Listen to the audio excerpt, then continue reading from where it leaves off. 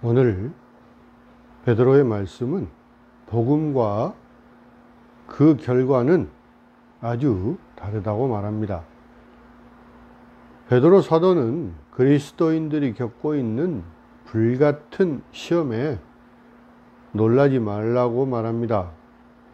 우리 그리스도인들이 고난받은 것을 이상하게 생각하지 말라고 말합니다. 우리는 선을 행하며 살아야 합니다. 하지만 선을 행하면 반드시 건강해지고 부유해지고 또 인정을 받을 것이라고 기대하지는 말아야 합니다. 오히려 예수님의 그 고난에 참여하면서 우리는 즐거워하고 기뻐해야 할 것입니다. 자, 오늘 본문 말씀은 일반적인 고난이나 고통의 문제에 대한 것이 아닙니다. 왜 선하게 사는 사람들이 신체적 또는 정신적 질병으로 고통을 받거나 또는 교통사고로 죽거나 또 자연재해로 인해서 삶이 뒤바뀌는지에 대한 성찰이 아닙니다. 예수님을 따르기 때문에 당하는 학대나 사회적 거부, 또 공개적인 굴욕을 당하는 그리스도인들에게 희망과 위로를 주는 말씀입니다. 베드로는 편지의 앞부분에서 예수님에 대해 증언을 하고 있습니다. 자, 1장 18절과 19절 말씀에서 보면 예수님은 우리가 그의 보배로운 피로 구속을 받았고, 그리고 1장 3절 말씀에는 그의 부활을 통해 하나님께서 우리를 거듭나게 하시고 산 소망을 주신 분이십니다. 또 2장 4절에 그는 건축자들에게 버림받았지만 하나님께서 택하신 보배로운 산 돌이시고, 또 2장 5절과 8절 말씀에는 신령한 하나님의 집이 세워지는 초석이 되었습니다. 그리고 2장 21절 말씀에 예수님은 우리의 본이 되어 우리가 자취를 따라야 할 고난받는 그리스도입니다. 그리스도께서도 고난을 당하셨는데 그를 따르는 자들이 고난을 당하는 것은 그리 놀라운 일은 아닐 것입니다. 4장 19절 말씀을 보십시오. 하나님의 뜻대로, 즉 하나님의 뜻에 따라 고난을 겪는 것이지만 하나님께서 직접 고난을 주신다고 말씀하지는 않습니다. 우리가 옳고 좋은 일, 또 선을 행하는 동안 고난을 겪는다면 우리는 하나님의 뜻에 따라 고난을 겪고 있는 것입니다. 그러나 하나님의 뜻에 맞지 않은 방식으로 사는 것을 선택하는 것은 범죄이고, 또 살인이나 도둑질, 악행 같은 범죄 행위에 따른 고난은 범죄의 일반적인 결과일 뿐입니다.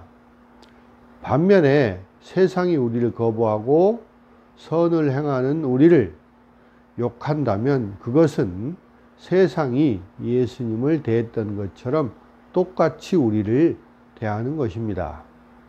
여러분, 그리스도를 믿는 사람들이 그리스도인이라고 조롱을 받고 또 예수를 따른다는 이유로 그리스도의 추종자라고 조롱을 받는다면 부끄러워할 필요가 전혀 없습니다. 그리스도와 연합하는 것은 모욕이 아니라 영광의 상징입니다. 자, 여기서 베드로 사도는 예수님의 복 있는 자에 대한 가르침을 상기시켜 줍니다. 마태복음 5장 11절과 12절 말씀인데요. 나로 인하여 사람들이 너희를 욕하고 박해하고 거짓으로 너희를 대적하며 온갖 악한 일을 할 때에는 너희에게 복이 있나니 기뻐하고 즐거워하라. 하늘에서 너희의 상이 큼이라 말씀합니다. 세상이 예수를 따른다는 이유로 그리스도인을 욕하고 부끄럽게 여길지라도 하나님은 그들을 축복하십니다. 그러므로 그리스도인들이 고난을 받는 것이 하나님의 뜻임을 알고 인내심을 가지고 고난을 받고 선을 행함으로써 그들의 영혼을 진실하신 창조주께 맡겨야 합니다. 사랑하는 성도 여러분, 우리가 삶 가운데 고난에 직면해도 우리의 삶을 하나님께 과연 맡길 수 있겠습니까? C.S. 루이스는 시련, 고난은 그리스도인의 삶에서 선택 과목이 아니라 필수 과정이다 라고 말합니다. 시련과 고난이 올 때 하나님은 신실하시며 우리가 견딜 수 있는 것 이상의 시험을 받게 하지 않으실 것이라는 것을 기억하는 것이 매우 중요합니다. 시험은 하나님의 뜻에 따라 연단을 위하여 감당할 수 있는 그 한도 내에서 주어집니다. 고난과 시련이 계속될 때 이에 대해서 우리는 그리스도께 영광을 돌리고 선을 행하면서 하나님께 피난처를 찾는 것이 중요합니다. 여러분, 예수 그리스도를 믿는 믿음으로 고난을 받을 때 이상히 여기거나 놀라지 마십시오. 예수 그리스도를 믿는 믿음으로 고난을 받을 때 오히려 즐거워하고 기뻐하십시오. 예수 그리스도를 믿는 믿음으로 고난을 받는 것을 부끄러워하지 말고 하나님께 영광을 돌리십시오. 예수 그리스도를 믿는 믿음으로 고난을 받을 때 하나님을 신뢰하고 의지하시기 바랍니다.